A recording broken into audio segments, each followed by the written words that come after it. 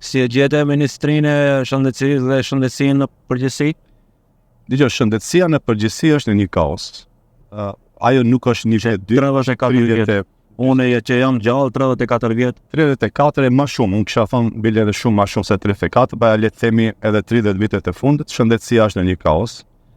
Dy janë arsyet që ja është në këtë kaos, sipas meje, unë nga dita e parë kërkova që të bëhet analizë e metodologjisë edhe qasjes se si menaxhohet ministria.